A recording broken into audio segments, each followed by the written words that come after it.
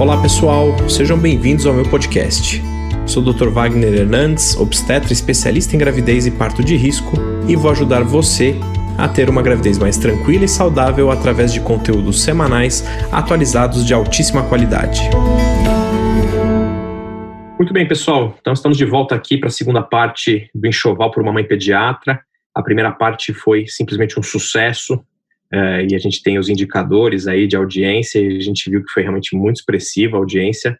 Não dava para ser diferente, né, porque a gente está com uma convidada que é muito especial, que é a Stephanie Galassi, que é uma pediatra muito conceituada aqui de São Paulo.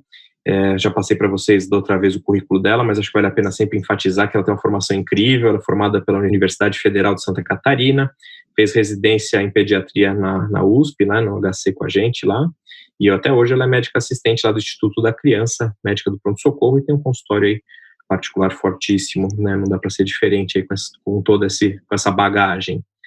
E aí a gente conversou bastante na primeira parte, né, tivemos que dividir em duas, que a gente fala demais, e na primeira parte a gente falou muito das coisas em relação ao bebê em casa, sobre higiene, hora do banho, fralda, sono, babá eletrônica, e aí eu resolvi fazer esse break, e estamos retomando aqui agora. E aí, Esté, mais uma vez, obrigado aí pela disponibilidade. Esté, eu sei que está com uma vida super corrida e mesmo assim arruma um tempo para nós. E eu gostaria aí de recomeçar nosso bate-papo falando um pouquinho de uma coisa que a gente pulou, que são os produtos assim, de saúde do bebê, né? Para verificar se o bebê está com saúde, se está tudo bem em casa. O que você considera aí que a gente deve colocar numa listinha para esses pais aí comprarem aí, que isso realmente vai fazer uma falta e ajuda muito até para passar informações para vocês quando os bebês têm algum tipo de intercorrência em casa, né? Perfeito. Obrigada, Wagner, de novo pelo convite. Foi muito legal fazer a primeira parte do podcast. E realmente acho que eu não sou conhecida por falar pouco, então a gente precisou fazer essa quebra em 2 episódios. Mas é muito difícil, né? Acho que até mesmo eu pediatra, quando eu engravidei do Tom, foi muito difícil, assim, achar boas dicas de enxoval. Tem infinitas listas maternas na internet, mas é muito difícil mesmo. Então, que bom que a gente está conseguindo contribuir, talvez, para as mães e pais que estão com bastante dúvida nessa hora. Acho que de dicas de saúde, juntando um pouco dessa parte de higiene que a gente já comentou, tem alguns itens que as famílias costumam perguntar no consultório. Um item que traz bastante dúvida é o termômetro. Então, acho que não é uma prática recomendada ficar aferindo a temperatura do recém-nascido sem uma recomendação médica. A gente fala um pouco de quantas camadas de roupa, se o bebê está com frio, se o bebê está com calor no consultório, né? Aproveitando um parênteses aí, normalmente a gente indica só uma camada a mais de roupa para o bebê usar do que a gente está usando, mas vale a pena ter um termômetro em casa para segurança, se a gente fica um pouco na dúvida se o bebê está com febre ou não. E eu vejo que as famílias investem bastante em termômetros mais tecnológicos, termômetros de orelha, de testa, mas eles são muito pouco confiáveis. Então, eu tive até um caso no consultório que, infelizmente, a gente precisou internar um recém-nascido e começar antibiótico e uma série de condutas por conta de o que a gente viu depois, provavelmente um erro de aferição desses termômetros mais tecnológicos mesmo. Então, a recomendação atual é ter aquele termômetro axilar, o que coloca embaixo do braço, digital. Esse é um termômetro seguro. Um termômetro muito confiável também é o de mercúrio, mas ele não é tão seguro, porque pode quebrar. Então, esse é um termômetro seguro e barato e que eu acho que vale a pena ter. Outra dica que as mães perguntam é sobre aspirador nasal. E aí depende um pouco se a mãe está fazendo enxoval fora ou está fazendo no Brasil. Mas 2 aspiradores de secreção nasal conhecidos pelas mães, um é o Nosefrida, e tem um da marca Rinossoro no Brasil, nas farmácias de fácil acesso também, fácil de encontrar, que é um caninho que você coloca no nariz do bebê e aspira pela boca. Eu sei que isso traz um certo estranhamento, um pouco de nojo quando eu explico no consultório, mas é algo que é seguro, é um caninho mais longo, tem uma buchinha impermeável no meio do caminho. Mas no quesito um pouco mais higiênico, às vezes, para algumas famílias, é um da Graco. A Graco é uma marca conhecida, americana, e tem um aspirador elétrico que troca com pilha, que também é bem legal para ter em casa. Eu acho que não é um produto que a gente acaba usando no dia a dia para fazer higiene do bebê. É só para ter em casa, no caso, se o bebê ficar resfriado, acumular secreção, não conseguir dormir à noite por conta disso, quem sabe vale a pena ter. E talvez encerrando um pouco as dicas de saúde úteis, inalador, ainda mais a gente está falando de São Paulo. Em São Paulo eu brinco no consultório que você se mudou para São Paulo, você ganhou uma rinite alérgica de presente, sabe? Então, acho que é uma dica útil, inalador. Tem algumas marcas famosas, mas o que eu indico é tentar ter um pequenininho, portátil, que não seja muito barulhento, que não vaze. E daí tem uma marca que chama Nebzi Smart, é NEBZMART. Essa marca é uma marca fácil de achar em farmácias, ela é portátil, pequenininha, não é cara, e para todo mundo que eu indiquei, esse inalador foi sucesso absoluto. Então, acho que é uma dica bem boa. Legal, não, maravilhoso. Eu mesmo tenho experiência própria com todos esses instrumentos aí que você citou. Acho que o que mais ajudou foi a questão dos aspiradores nasais, que para mim foi um mundo novo, que eu não conhecia, o Gustavo precisou. A gente usou tanto o Nose Frida, que realmente no começo é meio estranho você realmente aspirar aquela secreção, imaginar que aquele catarro eventualmente pudesse vir para você, mas como você bem disse, tem um filtrozinho, é bem seguro e acho que funciona super bem. Principalmente quando é pequenininho, pelo menos foi a minha impressão com o Gustavo. Quando ele ficou um pouquinho maior, as crianças têm uma dificuldade enorme, né, de assoar e de aspirar essa secreção, então realmente é um incômodo. E o da Graco, a gente, acho que até você comenta isso na aula, e é legal de comentar que ele é um pouco meio frágil, né? Então, eu tive 2, quebrou um, tive que comprar mais um, porque ele era fantástico, mas a durabilidade dele não é tão legal, e é difícil de encontrar aqui no Brasil. Então, realmente, quem vai fazer enxoval fora, às vezes vale a pena trazer, acho que não é uma coisa tão cara e que não vai se arrepender, porque no Brasil eu realmente não conheço nenhum desses que são elétricos, né? Só realmente esses de aspirar com a boca mesmo. Realmente, a da Graco, a única coisa bem ruim é que eles quebram muito fácil e é difícil de achar. Atualmente a gente acha quase tudo na internet, às vezes por até mães e pais que importam e revendem, isso é muito legal. Mas é um produto frágil para o valor, por isso que eu acho que às vezes o Nose Frida ou esse aspirador manual mesmo da Rinossoro, que eles também criaram e vendem em farmácia, fácil de encontrar, pode ser algo mais útil e não tão frágil assim, né? Legal. E aí uma outra questão dessas dicas de saúde que eu pensei aqui, com essa questão aí de coronavírus e tudo mais, a gente sabe que uma preocupação que a gente tem grande é a queda de saturação de oxigênio, né? Às vezes dá um norte, eventualmente, quando você está meio desesperado. Não sei se isso realmente válido para pais que não têm conhecimento, se isso traz algum benefício ou não, mas vendem, né, esses oxímetros digitais agora, que vem da China também, super em conta, uma coisa que não era muito comum. Hoje tem alguns casais que optam por comprar isso. O que você pensa de ter um oxímetro? Você acha que se a pessoa tem condições financeiras é válido, não é? Ou isso gera mais estresse? Acho que a gente conversou um pouquinho sobre outros dispositivos na outra aula e eu gosto muito da abordagem de gerar menos estresse para os pais. Então, é claro que tudo tem que ser individualizado. Se os pais vão ficar mais tranquilos de ter um oxímetro, porque é uma criança asmática, enfim, talvez isso tivesse algum benefício. Mas, de forma geral, eu não gosto de recomendar a compra de oxímetro. Eu acho que um bom acompanhamento pediátrico pode deixar os pais muito seguros quanto gravidades para o bebê em relação a resfriados ou até mesmo crises de asma. E eu acho que a gente consegue ensinar para os pais parâmetros clínicos que indiquem a necessidade de avaliação, ou seja, sinais de cansaço, sinais de alarme, sinais de um risco maior para que essa criança precise ser avaliada por um médico ou até mesmo, quem sabe, por um fisioterapeuta respiratório em casa.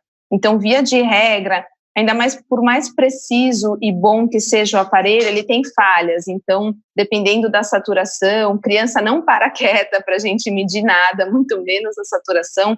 Então, acho que pode ser um dispositivo de muito estresse, muito mais do que um dispositivo para ajudar. Então, eu não recomendo comprar. Eu acho que uma dica legal é tomar cuidado com economia nessas coisas eletrônicas, né? Que, assim, se você vai nesses sites chineses, aí tem de tudo. Tem saturômetro, tem termômetro. Mas não adianta você comprar um produto que você não confia, como você bem colocou na questão do termômetro, né? Eu mesmo, quando o Gustavo estava para nascer, isso faz já 6 anos, A gente comprou um daqueles de pistola à distância. Cada hora ele falava uma temperatura diferente. O que adiantou? Tive que comprar um outro mais fidedigno, né? Assim, acho que vale a pena sempre pensar em investir, então, como eu disse para vocês, numa coisa que seja confiável. Não adianta comprar coisa barata. Nessas horas de saúde, a gente tem que ter realmente confiança. E muitas vezes é melhor a gente ter um bom pediatra do que, na verdade, ter um produto eletrônico aí de última tecnologia. Acho que o pediatra acaba dando muito mais tranquilidade para a gente do que qualquer outro produto que a gente possa encontrar aí no mercado. Com certeza.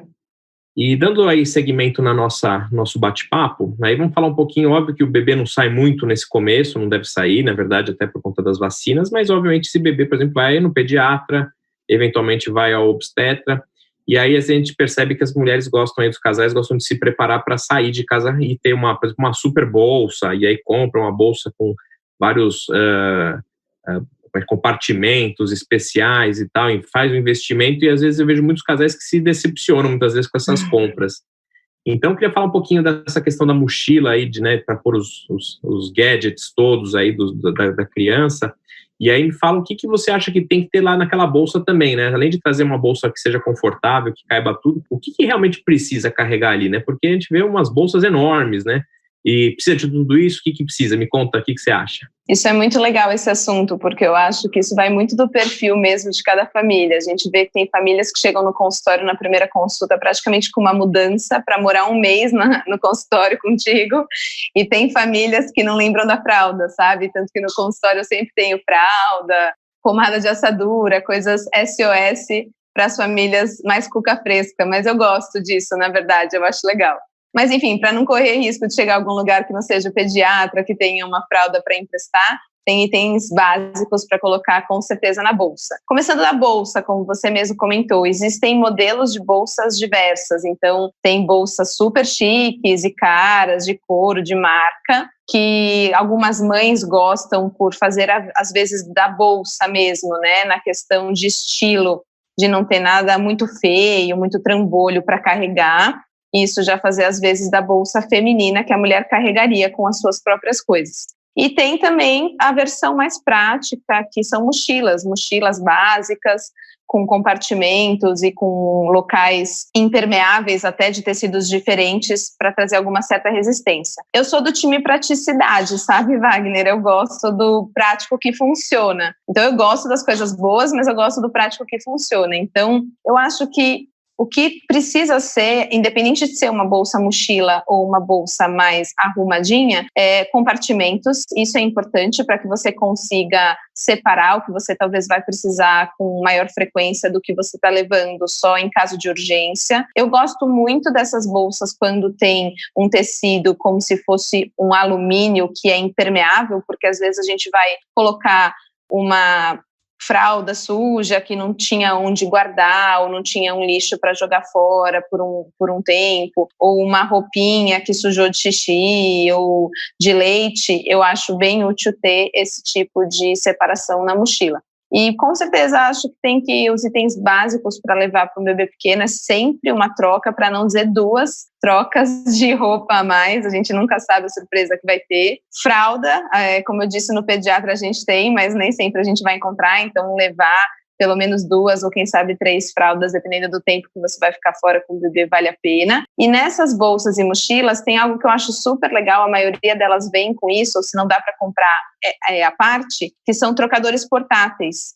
São trocadores dobráveis, que ficam super fininhos, você consegue encaixar dentro da bolsa, e você abre esse trocador em cima de qualquer superfície para trocar o bebê. Então nem sempre você sabe se você vai estar num lugar muito higiênico, que você consegue ter um trocador específico, né, para o bebê. Então, eu acho que esses trocadores portáteis, uma mochila com compartimento e com local que tenha partes impermeáveis, levar fralda, lenço umedecido e pomada de assadura se você fizer uso, e trocas de roupa, que nem eu falei, eu acho que isso é o mais essencial para levar o bebê. Aí, claro que vai depender muito se é um bebê que mama peito exclusivo, ou se está usando fórmula, por exemplo. Então, se for um bebê mais velho que usa fórmula, quem sabe mamadeira com a fórmula ou um potinho térmico com comida é legal. Uma coisa bem legal, aproveitando só a saída do bebê e a mochila, são esses potes térmicos. Eles não são tão baratos no Brasil e quem faz enxoval fora gosta de comprar. Tem 2 marcas muito legais, uma chama Thermos e outra chama Skip Hop. A Skip Hop, aliás, tem vários itens de enxoval para bebê muito legais. Então, esses potes térmicos são úteis para você, no futuro, levar comida do bebê, fruta picada. Eles mantêm conservado por várias horas. Então, é uma dica também bem legal para talvez ter na mochila para o bebê mais velho que vai sair. Legal, não, super boa essas dicas. Uma coisa também que acho que depois a gente fala um pouquinho de mamadeira mais para frente, mas é aquele dispenser que tem as porções certinhas também do leite, né? Quando usa leite artificial, já vem tudo fracionado, às vezes também aquilo facilita bastante, mas acho que isso é já bem comum, né? Não tem muita dificuldade de encontrar esse tipo de produto aqui no Brasil, né? Esse é bem legal mesmo, levar a mamadeira e levar as porções de fórmula, se é um bebê que usa fórmula, né, a gente não sabe como é que vai ser, mas é prático, eu da turma que gosta do prático, então indicaria, assim, já ter as fórmulas na porção certa, o número certo que você precisa, acho isso bem útil também, com certeza. E uma dica que vocês também sempre dão é que justamente por essa questão de praticidade, se eventualmente você vai introduzir o leite artificial para o seu bebê, muitas vezes de acostumá-lo de usar o leite na temperatura ambiente, né? Porque nem sempre você consegue aquecer essa água onde você está, então, se você conseguir adaptar dessa maneira, me parece ser melhor. Não sei o que você também orienta, mas acredito que sim, né? Sim, com certeza. Acho que no começo, quando vai introduzir a fórmula, às vezes a gente faz um estágio de transição com leite morno, porque se o bebê estava mamando o peito, fica de mais fácil aceitação, a maior parte das vezes. Mas o que eu já vi algumas mães levarem no consultório é térmica mesmo, térmica com água morna para juntar na mamadeira. Eu acho que com certeza, se você tem um bebê que já está acostumado com leite a temperatura ambiente, isso fica muito mais fácil, né, para sair com esse bebê. Muito bom. E agora vamos falar um pouquinho, então, dos grandes carrinhos de bebê, que acaba sendo aí também um item muito, assim, cobiçado, né, do enxoval. Acho que todo mundo se preocupa muito com carrinho, e a gente vê que tem carrinhos de todos os tipos, modelos, igual o carro que a gente vê na rua, tem mais ou menos o mesmo esquema de carrinho, né? Você tem desde ali de um carro mais simples, desde até um de luxo. Eu lembro que quando o Gustavo também, isso já tem 6 anos, eu via um na internet, que você apertava um botão, ele parecia um Transformers, ele se mexia, ele carregava o iPhone e a luz, ele acendia com a energia cinética das rodas, incrível, né? Enfim, mas o céu é o limite, obviamente isso aí tem um custo elevadíssimo. Acho que aqui nossa ideia até do nosso bate-papo não é entrar nesse tipo de superficialidade, acho que a ideia é realmente na questão de funcionalidade, né? Então, eu queria que você, como pediatra e mãe, dissesse para a gente o que você pensa, o que deve ser levado em consideração na hora de realmente comprar um carrinho desses de bebê. Claro. Isso foi um item de enxoval bem difícil de escolher. Eu precisei pesquisar muito e exatamente o que você disse, Wagner, o céu é o limite. Existem carrinhos que acho que é um preço de um carro usado, sabe? Carrinhos de R$8.000, R$10.000, é uma loucura. Eu acho que, claro, que isso vai depender da condição financeira de cada família e do desejo, né? Não vou entrar nesse julgamento de valor aqui, eu acho que isso é muito pessoal. Mas eu não acho que você precise investir tanto assim num carrinho para ter algo bom e prático e funcional na sua vida. Então, o primeiro ponto é onde você quer usar esse carrinho, sabe? Eu acho que qual que é o seu intuito. Então, tem famílias que moram em apartamento, que sabem que a logística da família vai ser mais usar o carrinho dentro das áreas comuns do prédio, talvez sair para um restaurante, talvez sair para um shopping, e daí, de repente, um carrinho mais modelo guarda-chuva, o fechamento de mochila, que a gente fala, um carrinho mais portátil, mais leve, seja um negócio que vale mais a pena para essa família.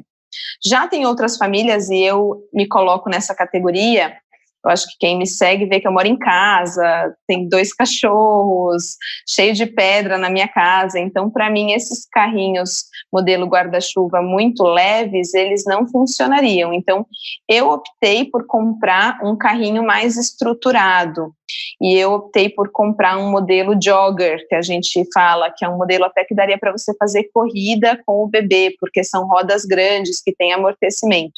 Como o meu intuito era sair bastante na rua com o bebê, claro que isso pré-coronavírus, agora a gente está em casa mesmo, mas eu quis ter um carrinho desse modelo.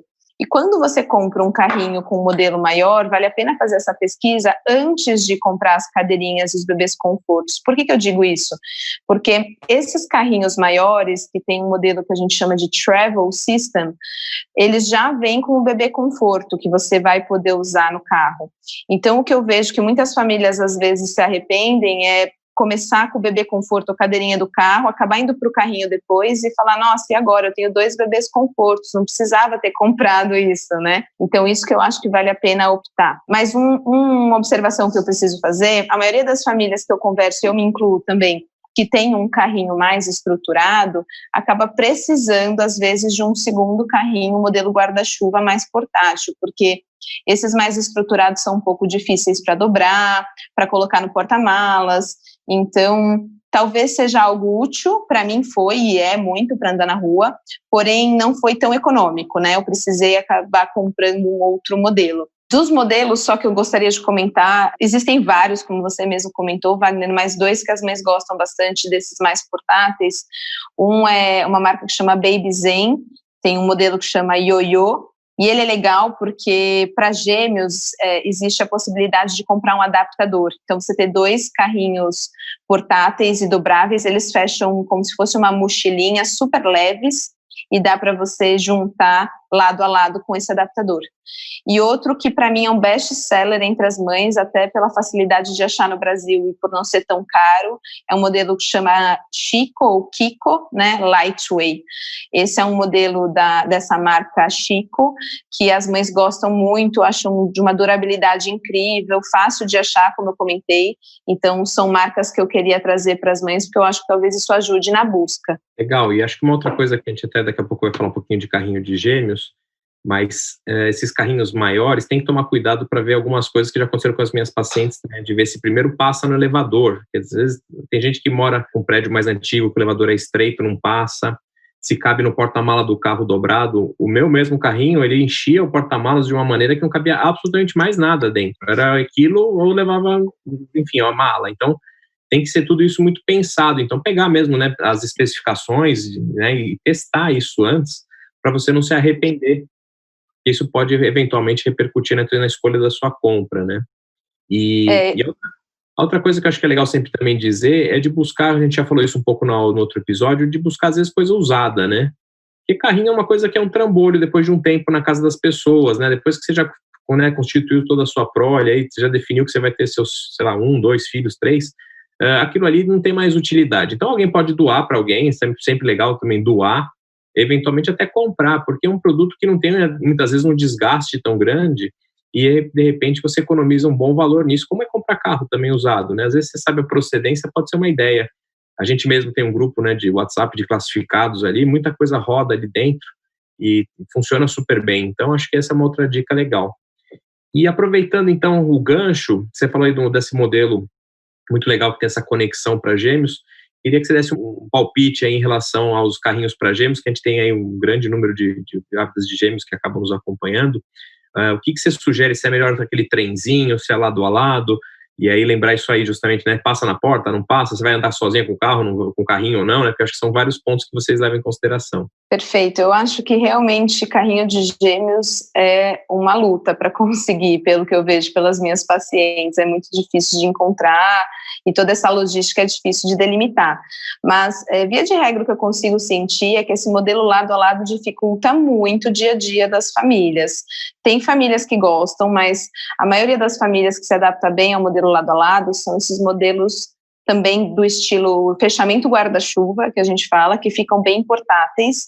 E aí eu quero trazer uma informação que a maioria das vezes a gente vai usar o carrinho sem o bebê conforto ao redor de 4, 5, 6 meses, dependendo do tamanho do bebê, do peso do bebê e do tônus do bebê, né, da segurança que o bebê tá, de quão durinho já ficou esse bebê. Então, às vezes ter um carrinho que não existe a possibilidade de encaixar um bebê conforto pode não ser um carrinho útil nos primeiros 3, 4, 5 meses desse bebê, às vezes até 6, como eu comentei. Então, isso é um item importante para os pais perceberem quando eles vão comprar. O modelo lado a lado que eu acho que dificulta são essas questões que você já trouxe. Então, além do porta-malas, passar na porta, simples assim, entrar no elevador, entende? Então, e a gente também mora em cidades no Brasil que não tem calçadas tão amplas, então até mesmo para, de repente, passear na rua, dificulta bastante. Então, eu não vejo muita vantagem no modelo lado a lado para gêmeos, exceto o que eu comentei, que é o guarda-chuva para você ter depois de alguns meses. Eu acho que o modelo trenzinho talvez seja muito mais vantajoso, aquele que um bebê vai na frente e outro vai atrás. E o que talvez eu sugeriria para as mães pesquisarem para esse modelo são as posições possíveis das cadeirinhas, porque existem modelos trenzinhos que realmente os dois vão para frente, né? Então a mãe fica atrás dos bebês, os bebês virados para frente. Mas existem uma série de modelos que você consegue mudar diversas posições. Então, um bebê de frente para o outro, um de costas para o outro, um de frente para você, um de costas para você, um no Moisés e o outro no bebê conforto, enfim. Então, eu acho que se eu pudesse sugerir um modelo, eu sugeriria um modelo trenzinho para gêmeos, com possibilidade de acoplar bebê conforto e que tivesse essa maleabilidade, digamos, de posições. O que eu comentei do Baby Zen Yoyo é porque às vezes veio um bebê e veio um segundo bebê, né? Às vezes as mães não têm gêmeos, mas tem 2 bebês. E aí essa família se comporta como uma família de gêmeos, a depender da idade dos bebês. Então, de repente, essa mãe já tinha um carrinho que ela adora, né? Então, talvez ver essa opção de colocar um dispositivo que vá fazer a ligação, conector entre os carrinhos, talvez seja vantajoso para a família que já tenha um carrinho e não queira se desfazer desse carrinho que tem para comprar um outro. Perfeito, excelente dica também essa daí. E falando nessa linha do carrinho, e você já entrou um pouquinho nessa questão do bebê conforto, porque justamente tem alguns sets, né, que já vêm todos preparados para usar junto. Em relação ao bebê conforto, o que você pode dar de dica aí para o pessoal? Eu vejo também alguns bebês confortos que eles se transformam até, 6 anos de vida da criança, ele vai modificando, isso é útil, não é? Um trambolho, enfim, o que você fala? E fala também da segurança, que eu acho que é o mais importante de tudo isso, né?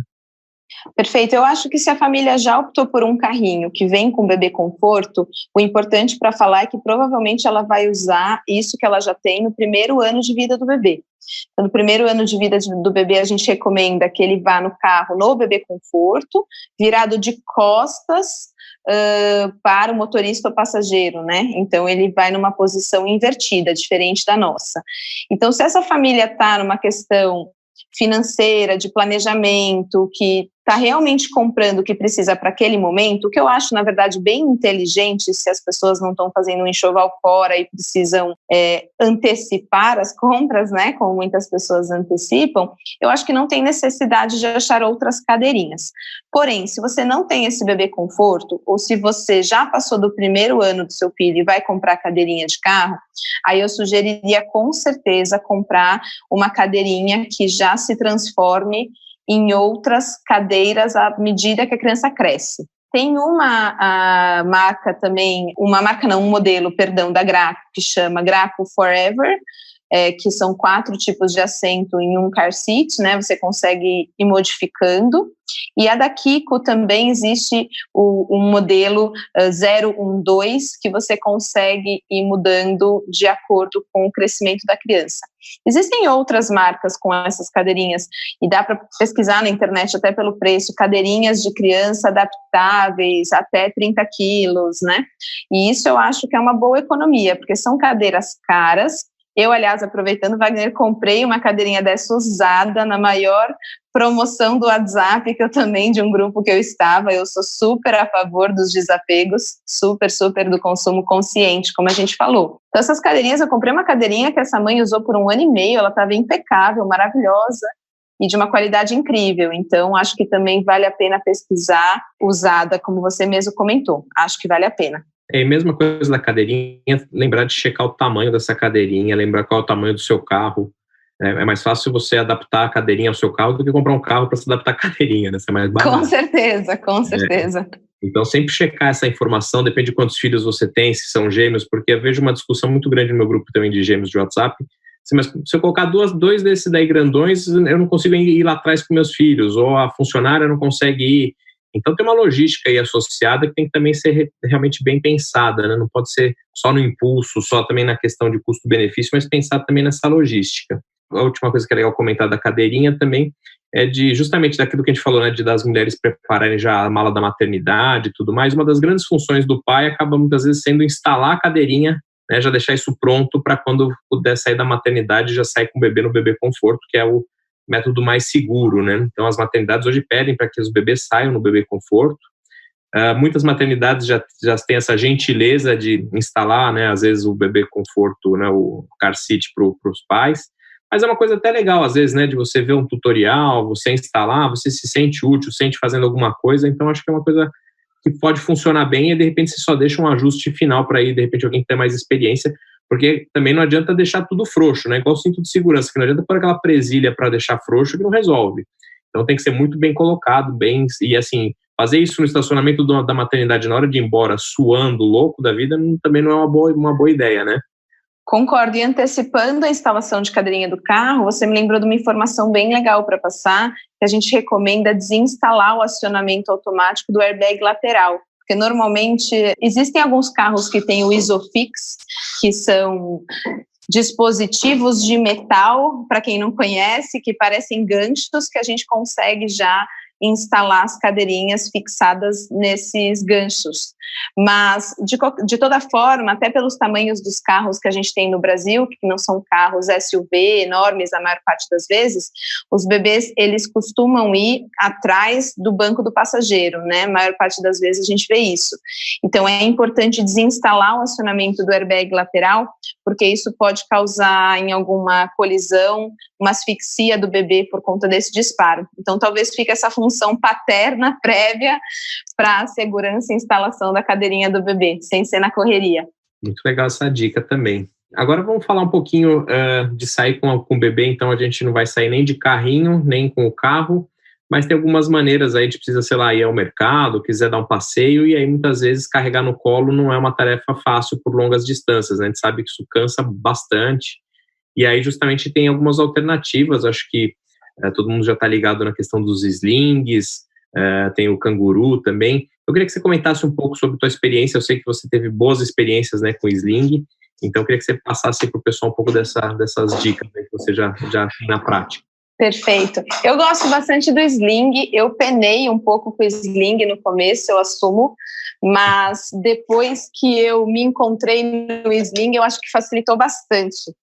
E aí, na verdade, eu acho que o sling, você comentou isso, que você precisa ir no mercado, dar uma saída, é difícil carregar no colo, mas bem, na verdade, minha experiência com o sling foi para andar dentro de casa mesmo, de poder tomar um chá, de poder relaxar um pouco o ombro, sabe? Porque nos primeiros 3 meses tem os bebês santos, aqueles que se adaptam ao carrinho, ao berço. Nossa, eu coloco no berço como ele dorme. Mas esse bebê mora um a cada estado, né? Eu desconheço mais do que isso.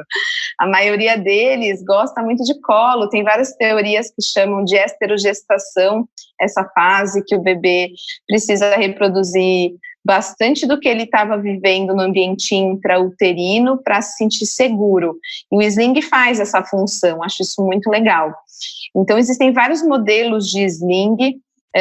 Aqui em São Paulo tem uma loja muito legal que chama Sampa Sling, e o que é legal dessa loja, quando a gente estiver em um momento livre de isolamento, é que eles fazem slingadas, que são encontros para ensinar essas mães a usarem o sling. Isso é muito legal, porque é mais uma questão de prática mesmo do que necessariamente tanta habilidade para usar o sling. E outro tipo de cadeirinha portátil, digamos, que não o sling, que os pais costumam gostar e perguntar, são os cangurus. Os cangurus são mochilinhas que a gente consegue colocar os bebês para sair.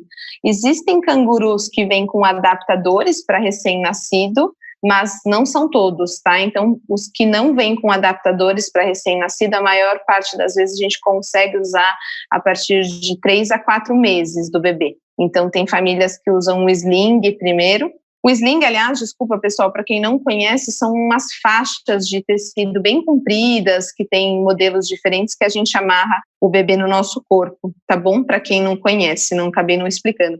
E os cangurus, essas mochilinhas, tem 2 marcas bem legais, que é a Ergo Baby e a outra que se chama Infantino. E nesse caso eu não estou falando de marca em relação a ser bonito ou fácil ou difícil de achar, nem a preço. Na verdade eu estou sugerindo essas 2 marcas porque o importante do canguru é ele ser ergonômico, ele conseguir colocar o bebê numa posição segura para que isso não impacte no desenvolvimento da coluna nem do quadril desse bebê. Então, procurar posições ergonômicas, eu sugiro até, quem sabe mesmo, levar o canguru para a consulta do pediatra, para o pediatra conseguir te mostrar o que é uma boa posição, o que seria um encaixe do quadril legal, seria importante. Na nossa aula, né, Wagner, a gente tem slides que mostram isso fica um pouco difícil de explicar no podcast, mas eu acho que o pediatra consegue tirar essas dúvidas no consultório para tranquilizar a família que esse canguru está seguro. Perfeito, não, dicas super legais. Acho que essa dica, né, de ficar em casa mesmo, né, às vezes para carregar é isso, não é fácil não carregar no colo o tempo inteiro. Acho que é uma boa, te dá justamente liberdade para fazer algumas atividades do dia a dia que muitas vezes é quase impossível fazer com o braço só, né? Com certeza. E agora acho que vamos para a nossa última fase aqui do enxoval, e eu queria falar um pouquinho em relação à amamentação, aí de dicas de coisas para amamentação, que a gente vê que tem muita coisa, às vezes o pessoal compra um monte e às vezes não usa nada. Então, acho que assim, vamos dar uma pincelada, acho que um pouquinho sobre aquelas almofadas de amamentação, se realmente aquilo é um trambolho e se aquilo lá traz benefícios, se você acha que é legal, se acha que é legal levar, inclusive, na maternidade ou não. E aí, daqui a pouquinho, aí depois a gente já vai falando um pouquinho mais dos outros acessórios. Perfeito.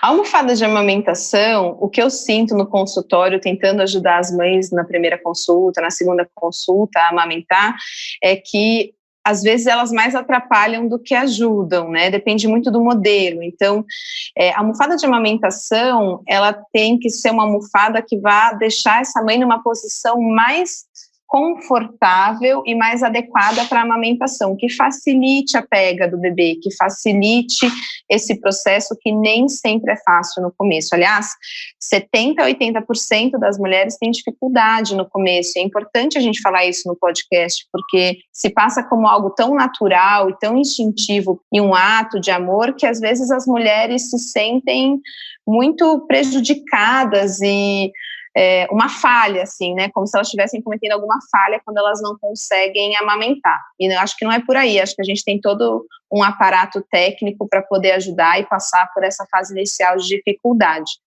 Então, se a mãe já ganhou uma almofada de amamentação e ela quiser usar, acho que é útil, mas eu não sei se eu acho que é um item essencial. Talvez um pouco mais útil para a mãe de gêmeos, quando as mães querem amamentar simultaneamente, porque existem almofadas gigantescas que você consegue apoiar os 2 bebês ao mesmo tempo, isso talvez facilite. Mas o que eu vejo no consultório e na minha prática como mãe, até mesmo quando eu chamei a Patrícia, que é nossa colega, que é excelente consultora de amamentação, Patrícia Sene, ela pegou minha almofada de amamentação e falou, isso aqui não serve para nada, cadê as almofadas da sua casa, sabe? E o que acontece é que eu não tinha uma boa almofada de amamentação, então ela acabou adaptando a minha posição com almofadas e travesseiros do dia a dia mesmo. Então, isso eu acho que é algo importante para as mães não ficarem preocupadas com esse item do enxoval. Perfeito, acho que é uma super dica mesmo. Vamos falar um pouquinho, às vezes, assim, é difícil saber que bebê que vai ficar no peito exclusivo ou não, a gente torce para que todos fiquem, né, mas a gente sabe que tem um percentual que acaba muitas vezes desmamando e também tem um percentual de mulheres que precisam voltar ao trabalho. E aí elas vão precisar, muitas vezes, tirar o leite materno, e isso vai ter que ser dado por alguém, muitas vezes, no formato de uma mamadeira, né? Então, eu queria que você falasse um pouquinho da tua experiência com a questão da bomba de leite, que é justamente, né, acho que a ideia principal é essa, e falar um pouquinho justamente do armazenamento, de qual é essa mamadeira que talvez essa pessoa que já tem um planejamento de fazer isso deva comprar, porque tem também uma gama enorme, acho que bicos de todos os tipos. Esterilizador também, acho que vale a pena falar um pouquinho se o esterilizador que a gente vê, aquele de micro-ondas, funciona bem. Porque tem gente que às vezes fala assim, imagina, eu esterilizador de mamadeira, nada, eu ponho lá a mamadeira direto, esterilizo direto no micro-ondas. Pode fazer isso, né? Se existe um dispenser para isso, me deixa um pouco assustado. Então dá um panorama geral, fala um pouquinho dos acessórios de amamentação em geral, por favor. Perfeito, vamos falar disso, com certeza. Primeiro você comentou da bomba de amamentação, né, Wagner? Eu acho que o primeiro ponto que eu acho importante as mães entenderem foi isso que você comentou, que a gente é 100% pró-aleitamento materno. Os obstetras, os pediatras, nós torcemos muito para que isso dê certo, que seja uma relação muito boa mãe e bebê e que flua bem. Porém, quando a gente indica ter uma bomba de leite, ou uma mamadeira, ou um dispenser para fórmula, algo do tipo, a gente está querendo antecipar ansiedades e preocupações no puerpério. E eu acho que diminuir estresse e ansiedade no puerpério é um grande impacto, né? Por que eu quero dizer isso? Porque as famílias não devem se sentir ofendidas por dicas dessa maneira, né? Dessa natureza de fórmulas ou bombas ou mamadeiras, né? Claro que se for algo que não vai ser usado, a gente vai ficar feliz, né? Que vai ser uma mãe que tem aleitamento materno exclusivo. Mas eu acho que ter essas dicas pode tranquilizar bastante. Bomba de leite, mesmo que a mãe esteja em aleitamento materno exclusivo e não vai tirar, não, Esté, eu não vou precisar porque eu não vou voltar a trabalhar, eu vou ficar em casa, foi o que o Wagner comentou, às vezes você precisa dar uma saída rápida, às vezes você quer ter a segurança de uma fórmula estocada, de uma quantidade de leite materno estocado para alguém poder dar para o seu bebê. Então eu acho muito útil bomba de leite. As adaptações de cada mulher são muito particulares, tem mães que gostam da bomba manual, eu sinceramente não consigo entender muito como, porque eu acho pouco prática, mas tem mães que preferem, e a maioria das mães se adapta mesmo às bombas elétricas, e uma das marcas mais famosas é a Medela, que existem alguns modelos, desde modelos hospitalares excelentes, mas caríssimos, até modelos portáteis que a maioria das mães usam, que é a Medela Swing, né? Se você consegue pegar uma bomba de leite emprestada de alguma amiga, é importante falar que todas as partes que você vai usar são esterilizáveis, e além disso, você consegue comprar as partes, por exemplo, o funil que você coloca na mama para acoplar bem e tirar esse leite, você consegue comprar essas partes novas e você não precisa, por conta disso, comprar todo o equipamento novo. Então, isso é uma dica que eu acho que vale a pena pesquisar com amigas, se alguém consegue emprestar.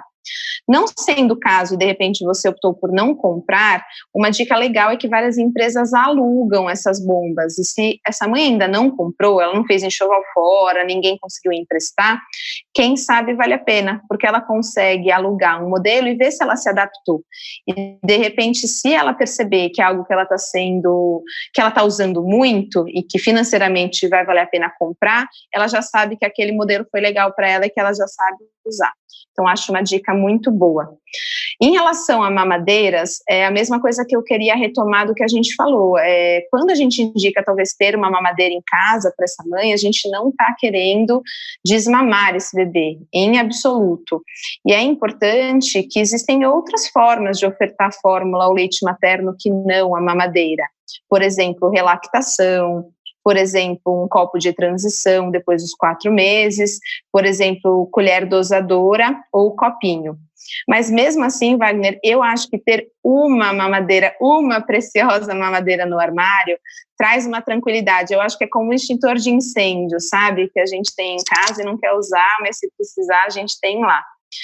E de marcas de mamadeira tem várias, mas para a gente passar uma dica de bate-pronto para as mães, que eu vejo que é uma que a maioria dos bebês se adapta, é uma da Avente, que se chama Avente Pétala. E essa indicação não só por adaptação, porque é uma mamadeira que tenta imitar o formato do seio materno, então isso pode ser uma vantagem, e não é uma mamadeira difícil de achar.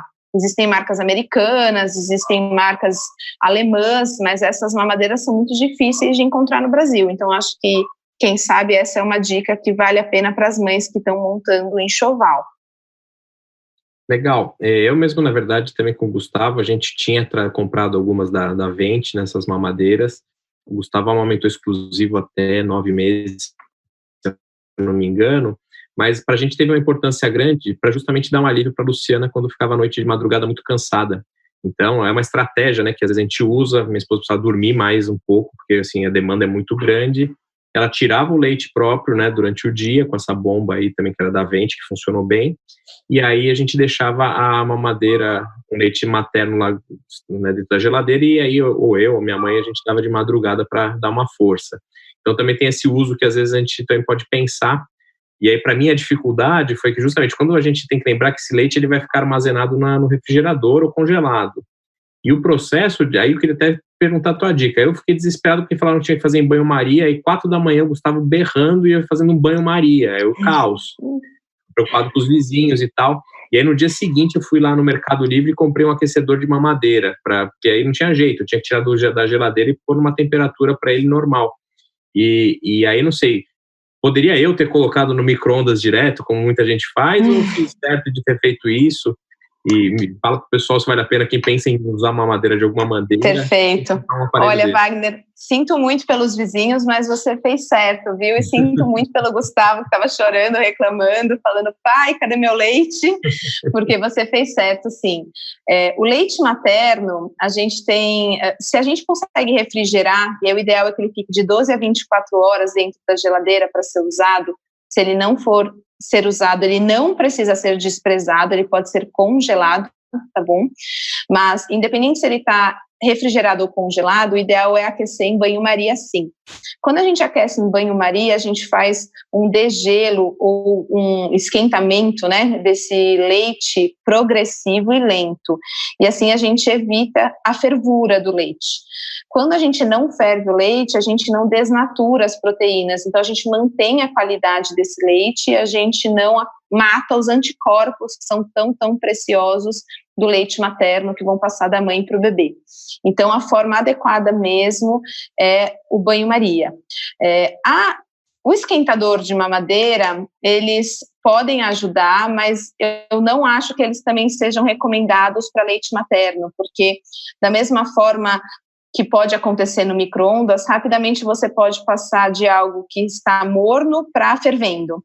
E se a gente faz isso, a gente acaba matando grande parte das propriedades importantes do leite materno. Então, que pena para os vizinhos, mas realmente aquecer em banho-maria, se for leite materno ordenhado, é o mais recomendado. E um pouquinho de esterilizador de mamadeira, que você comentou, eu acho que o esterilizador de mamadeira é algo útil, sim, se essa criança usa mamadeira e chupeta, porém eu preciso comentar que tem alguns artigos que comentam que eles não precisariam ser usados, que talvez o uso do esterilizador de mamadeira poderia aumentar a proliferação de fungos nesses dispositivos de plástico, chupetas, bicos e mamadeiras. Mas eu usei, tá, esterilizador de mamadeira de micro-ondas, eu achava seguro e prático, e como eu falei, eu gosto da praticidade, eu acho que tudo que a gente pode ajudar essa família facilita.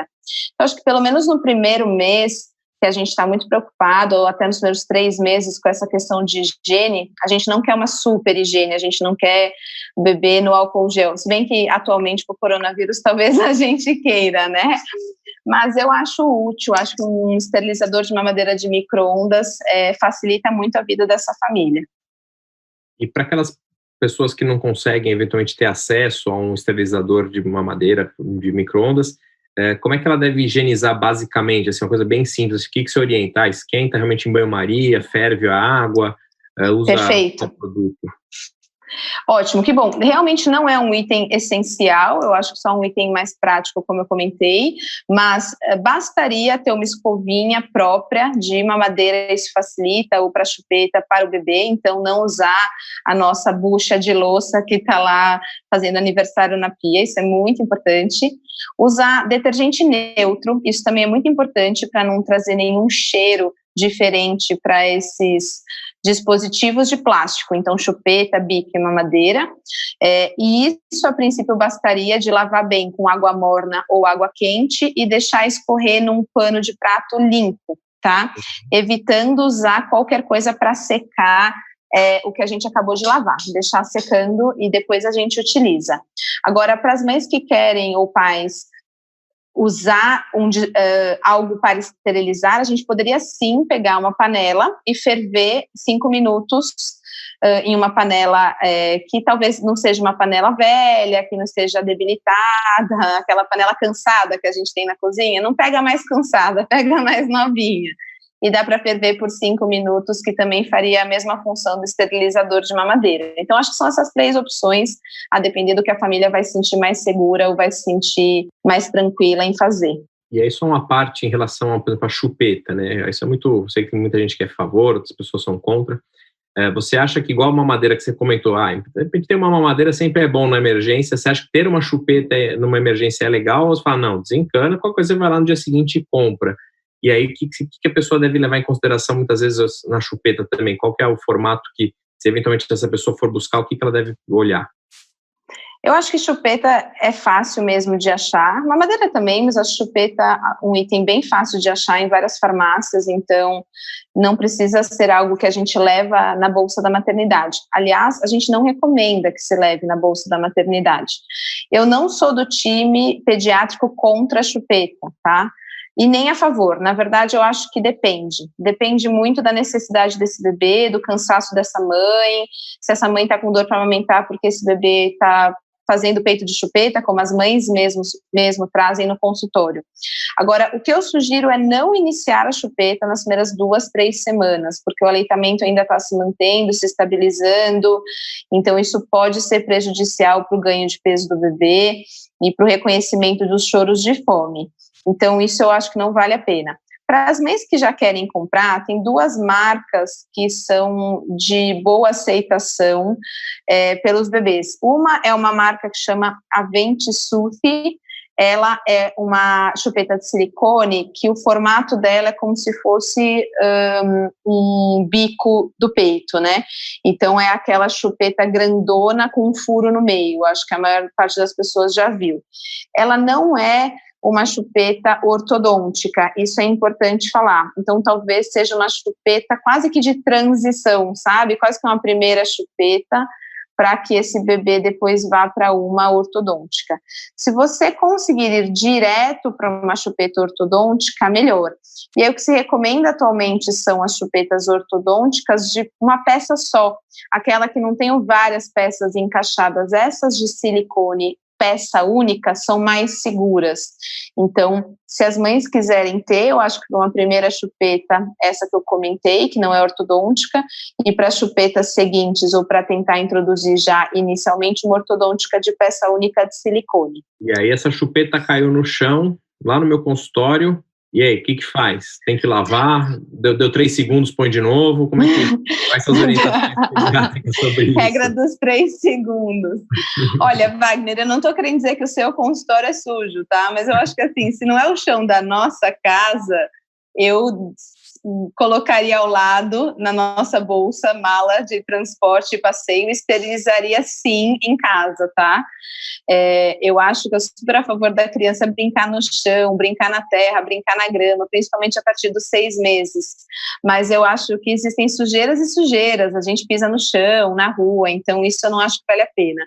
Agora, depois que a criança já está maior, maturidade intestinal muda também, imunológica também, né? Uma criança mais resistente às adversidades do mundo externo. Então, eu acho que dá sim para pegar essa chupeta e lavar bem com água e sabão e devolver para a criança. Agora, cair no chão, passar na roupa, né, passar na barra da calça, sabe? E colocar na boca de novo da criança, eu acho que não seria o mais adequado. Acho que valeria a pena guardar e esterilizar. Nem passar um álcool gel também. Nem passar um álcool gel. Nem passar um álcool gel. Muito bem. E falando só para terminar da relação da amamentação, tem aqueles outros, a questão de absorvente né, para colocar na mama, concha, intermediário de silicone, tem aqueles disquinhos de hidrogel que muitas vezes pode dar um alívio.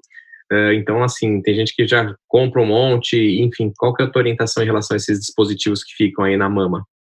Primeiro que eu quero dizer, existe um contraindicado que a maior parte das mulheres ainda usa, que é a concha. A concha, que é um dispositivo que você coloca no peito de plástico, nem sempre é um plástico muito macio, tá? Nem sempre é silicone. Ele pode causar lesão no mamilo, dor e fungo. e Cândida.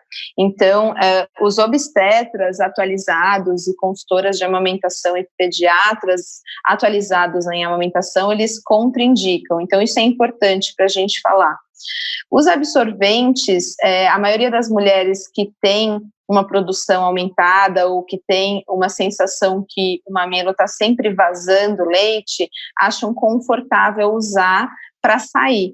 Mas em casa daria para a gente não usar os absorventes, existem opções para colocar talvez uma fraldinha de tecido do bebê, fazer como se fosse um donut, sabe aquele doce americano ao redor do mamilo, que isso protegeria e não deixaria úmido e abafado. Optando pelos absorventes, o que a gente indica são trocas frequentes mesmo. Mas eu tenho mulheres produtoras de leite maravilhosas, assim, que dá para até doar em banco de leite e que não precisam usar absorventes. Então, acho que isso é muito particular de cada mãe. Então, o que eu sugiro é não fazer um grande estoque, né? Assim, nossa, eu vou usar 3 por dia, por 9 meses, vou comprar infinitos absorventes de peito. Eu tive várias amigas que fizeram isso e acabaram doando depois. Então, acho que, de repente, comprar para você ver se precisa e se você sentir necessidade de comprar mais é algo fácil de achar também. Os discos de hidrogel, eu acho que vale a pena ver com o seu obstetra ou com a sua consultora de amamentação, se é o caso ou não. Isso eu digo porque várias mães usam para ajudar na ardência e na dor, mas às vezes existem outras coisas que precisam ser feitas, por exemplo, laser para ajudar nessa dor e na cicatrização da fissura. Por exemplo, essa ardência às vezes é fungo, que a gente acabou de comentar, então precisa tratar o fungo, e essa placa de hidrogel pode ser algo só de colonização extra de fungo, enfim.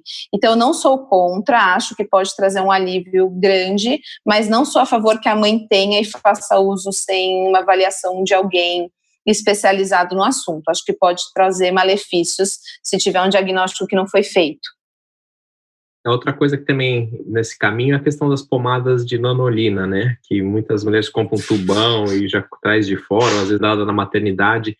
O que você pensa sobre esse dispositivo, esse creme aí? Pomada de lanolina, pessoal, está na lista, com certeza, do consumo sustentável, porque eu duvido que vocês não encontrem uma amiga que consiga doar ou dar. Exatamente pelo que o Wagner disse, você compra um tubo gigantesco que parece maior do que uma pasta de dente tamanho família, e você usa uma miséria de lanolina, né? Então, para começar, a gente não indica usar pomada de lanolina antes do bebê nascer. É muito pelo contrário, né? Ficar usando hidratantes no bico do seio pode ser mais prejudicial do que ajudar nesse momento. A pomada de lanolina também tem que ser indicada por algum profissional, se é o caso, às vezes para fissuras mamárias, e a quantidade que se usa é mínima, é uma mínima quantidade, exatamente na fissura, naquela casquinha, naquele machucado. Usar muito pode fazer com que o bebê escorregue na hora de mamar, como se ele tentasse abocanhar e ele perde o mamilo. Tenta abocanhar, perde o mamilo de novo. Isso pode machucar. Então, acho que pomada de lanolina, se quiser ter, peça para a amiga, manda no grupo de classificados do Wagner ou de outras pessoas, e peça a doação, porque a maioria das pessoas usa muito pouco. E em relação ao sutiã para amamentação, o que a mulher tem que dar valor ali, né? Para que ela tem que perceber? Aquela coisa da alça larga, né? Que dá sustentação, a abertura. Fala um pouquinho, só para a gente não terminar aí já nosso podcast, aqui a gente já está falando demais para variar um pouquinho. Pois desculpa. É possível. Ótimo, que bom. Sutiã de amamentação, eu acho que o primeiro ponto é conforto. De verdade, eu acho que precisa ser confortável. Existem uns sutiãs de amamentação lindos, tá, mulherada? E confortáveis, eu preciso dizer isso. Quando eu digo conforto, eu não estou querendo dizer algo tenebroso e horroroso, mas sim, confortável em primeiro lugar. De alças largas, isso é importante para ter uma sustentação, mesmo mães com mamas pequenas, a tendência é que essa mama aumente de volume bastante, principalmente depois da apojadura da descida do leite, no primeiro mês, segundo mês, às vezes até mais. Então, isso é importante. Abertura frontal do sutiã, isso traz comodidade e facilidade para amamentar. Então, a maioria dos sutiãs de amamentação existem clips em cima, no encaixe entre, como se fosse o bojo e a alça, que você consegue abrir para amamentar. Isso é muito prático. E a gente não indica que sejam sutiãs com aro embaixo, né? Tem vários sutiãs de bojo que as mulheres gostam de usar que tem aro, mas os bons sutiãs de amamentação idealmente não tem aro, porque a gente não quer nenhuma compressão na mama, até mesmo para não causar nenhum machucado, nenhum engurgitamento, nenhuma dificuldade a mais que possa atrapalhar nesse processo. E aí tem marcas diversas, né? A maioria das marcas atualmente de lingerie existem um setor de amamentação. Existe uma marca muito legal americana, e vou comentar, que chama Motherhood. A Motherhood tem roupas muito legais para amamentação, calça jeans para gestante e uns sutiãs estilo top, mas existem várias marcas brasileiras também. Acho que sempre vale a pena ir nas lojas que vocês já gostam e confiam e procurar um sutiã de amamentação, provar talvez no final da gravidez, que o peito já está um pouco maior, as nossas costas um pouco mais largas, né, por conta da barriga e do ganho de peso, e aí estando confortável provavelmente vai ser um sutiã bem útil no começo.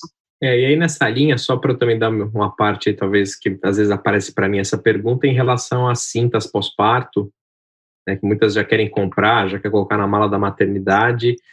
Eu vou dar minha opinião como obstetra. Eu não vejo nenhuma necessidade de ter uma cinta.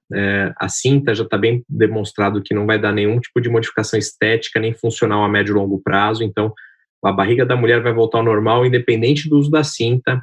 Mesmo aquelas que fizeram uma cesariana, teoricamente isso também não vai mudar a estética nem a função. O que a gente percebe é que algumas mulheres usando a cinta se sentem mais seguros, né?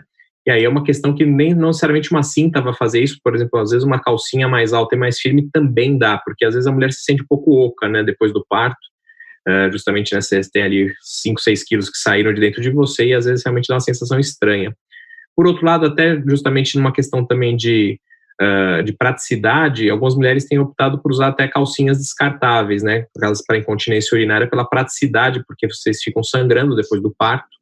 Aí já ela não dá essa compressão, mas dá a praticidade de você não sujar suas roupas íntimas, pelo menos para os primeiros dias na maternidade, e depois você põe uma calcinha da sua escolha. E aí eu acho que você pode dar a tua opinião também aí, como uma mulher que teve um parto normal, o que você achou aí, que você se sentia oca também, e enfim, como é que foi? Eu não usei a cinta, até mesmo por sua recomendação, né, como boa paciente, você falou não precisa, e eu também não queria usar, vou ser sincera. Eu não me preocupava muito com essa questão estética, acho que eu já estava preparada que o corpo muda mesmo depois da gravidez e que as coisas iam voltar ao normal com o tempo. Eu acho que ter paciência é importante. Eu acho que grande parte das frustrações das mulheres vem de uma expectativa ruim, né? Então a gente tem expectativa que o corpo vai voltar logo com a amamentação, que o bebê vai dormir a noite toda no berço, enfim, são expectativas irreais. Então, grande parte das mulheres, amigas minhas que eu vejo que usaram cinta, sinceramente eu via que era mais por conta disso, de uma expectativa irreal de ter uma cintura fina e uma barriga para dentro no primeiro mês pós-parto. Para mim isso não foi uma preocupação, sabe? Eu assumo, eu estava preocupada com outras coisas, então não me dei o trabalho de usar uma cinta que ia me apertar nesse começo. Mas eu gostava das calcinhas pós-parto de cintura alta, acho que isso era bem útil, sim. Até porque as suas calcinhas que você estava usando, vou contar que não servem mais, né? Elas estão laceadas da gravidez, aquela calcinha que já está bem cansada, que nem eu falei da panela, uma calcinha cansada também. Então, eu acho que ter uma calcinha de cintura alta pode trazer bastante conforto e não ser um desconforto como a cinta. Eu acho que a cinta é um desconforto para a maior parte das mulheres, elas acabam usando pela parte estética. É pelo menos o que eu ouço falar das amigas que usaram cinta. E é um dispositivo que você pode até deixar para comprar depois, e é aquilo. Tem muita gente que vai usar 2, 3 vezes e a gente nem usou, né? Agora também não adianta pegar uma que não é do seu tamanho, né? Essa já é uma coisa que tem que individualizar. Às vezes fala, tá sobrando uma amiga para doar, mas se não cabe em você, não resolve, né? Então, cuidado, não fique se apertando, como você disse, dê tempo ao tempo. A gente tem que lembrar que foram 9 meses esticando a pele, né, da barriga. Não vai voltar rápido, né? Todas as mulheres têm um tempo aí de involução. O útero demora 6 semanas, pelo menos, para voltar para dentro da pelve. Então, não é hora de ter pressa, como você bem colocou, mas é isso, né? Depende muito da expectativa e a gente tem que tranquilizar de que isso faz parte do processo. Eu queria só, esqueci de comentar para a gente encerrar, tem uma marca muito legal que chama Panties. Ela é uma marca de calcinhas para menstruação, que você consegue usar e reutilizar e lavar em casa. A maior parte das mulheres que gosta usa muito. E eles lançaram uma linha amamentação, incluindo sutiã de amamentação. Muito bom, Esté. Acho que conseguimos abordar acho que o grosso aí do enxoval. A ideia era essa, né? Tentar falar de dicas, mas sem só ser uma coisa superficial. E eu queria que você falasse o que você quiser aí de dica para essas mulheres que estão grávidas aí, que estão aí chegando, se aproximando do parto. O que você pode dar de dica para elas aí de outras coisas, para a gente poder encerrar aí nossa super podcast de enxoval. Obrigada mais uma vez, Wagner, pelo convite. Espero que tenha ajudado todo mundo que escutou. O que eu queria dar de dica essencial para a gente encerrar nossa conversa são algumas coisas, 3 principais. Primeiro, ter um obstetra que você confie. Acho que ter um bom acompanhamento pré-natal. Se eu pudesse indicar, eu sou suspeita, mas meu amigo e meu obstetra foi o Wagner, enfim. Mas eu acho que isso, sem querer enaltecer muito e honrar a profissão e a escolha que eu fiz de obstetra, isso me trouxe muita tranquilidade, sabe? Nesse acompanhamento. Acho que isso é muito mais importante que qualquer item de enxoval que a gente possa ter. Segundo ponto bem importante, eu acho que é a consulta pré-natal com o pediatra. Eu acho que a gestante conhecer o pediatra do seu filho antes dele chegar e poder tirar essas dúvidas presencialmente, poder falar da lista de enxoval, das dúvidas da maternidade, dos primeiros cuidados, eu acho que isso tranquiliza muito a família. Eu acho que família tranquila é igual bebê tranquilo. Então, essa é outra dica muito importante que eu queria dar. E a terceira dica de tudo que a gente falou é rede de apoio, Wagner. Eu acho que essas famílias e essas mães, principalmente, o puerpério não é fácil, precisam se centrar em uma rede de apoio. Seja essa rede de apoio seu obstetra, seu pediatra, uma rede de amigas, a rede familiar, mas ter pessoas ao seu lado para te acolher nesse momento, para poder ser o passe e repasse, o desapego, o empréstimo de roupa, até mesmo dessa parte prática. Mas eu acho que muito mais pelo apoio emocional, eu acho que essa dica eu queria dar para as mães que estão escutando a gente. Acho que isso modifica muito o puerpério. Perfeito. Eu acho que, obviamente, o enxoval tem sua importância, são coisas que ajudam também até a materializar um pouco, né, a chegada de um bebê, mas é isso, não adianta nada todo esse mundo de produtos e coisas se não dá certo a tua gravidez, se não chega com um bebê saudável, que você tem uma pediatra que vai dar um acompanhamento. Então, às vezes é isso, às vezes a gente vê, infelizmente não é muito a nossa realidade dos nossos pacientes, mas algumas que a gente percebe que ela se empenha ao máximo para fazer um enxoval, às vezes, nos Estados Unidos, gasta ali um dinheiro que às vezes não tem e não investe, às vezes, num profissional de saúde adequado, né? Às vezes não vai investir no obstetra, não vai investir numa boa pediatra e aí, às vezes, sai mais caro, né? Acho que realmente é uma questão de prioridades, mas, felizmente, acho que boa parte tem essa consciência. E acho que essa questão da rede de apoio é fundamental. A gente vê isso no nosso dia a dia, com essa questão agora do corona, a gente está muito preocupado com essa questão da rede de apoio, porque está ficando mais difícil de montar essa estrutura, apesar dos maridos terem ficado mais em casa, às vezes em home office, que talvez seja uma coisa boa, mas, por outro lado, afastou um pouco, por exemplo, os avós, as funcionárias que têm um pouco mais de idade, enfim, é um momento difícil, mas isso só também acho que faz com que a gente dê mais valor ainda para a nossa rede de apoio, isso tudo vai passar, e acho que a rede de apoio, como você bem colocou, é fundamental. Gostaria de agradecer mais uma vez aí a tua participação, foi incrível, a gente, como eu falei, teve uma super resposta na primeira parte, acho que da segunda não vai ser diferente, e já queria mais ou menos deixar aí convidada para a gente fazer uma live para tirar as dúvidas do pessoal aí do que apareceu aí no nosso bate-papo, acho que muita coisa apareceu, e quem quiser mandar alguma dúvida, alguma coisa, a gente deve abrir antes, mas qualquer coisa pode mandar para mim no @Dr. Wagner Hernandes. A Esté agora também está com o Instagram profissional, né? Como é que é mesmo agora, Esté? Estégalassi.pediatra. Então mandem lá também perguntas, sigam ela lá. E qualquer coisa, vocês só falar com a gente. Gostaria de agradecer mais uma vez a Esté, agradecer a audiência de vocês e a gente volta semana que vem com um outro episódio. Um grande abraço, pessoal. Tchau, tchau.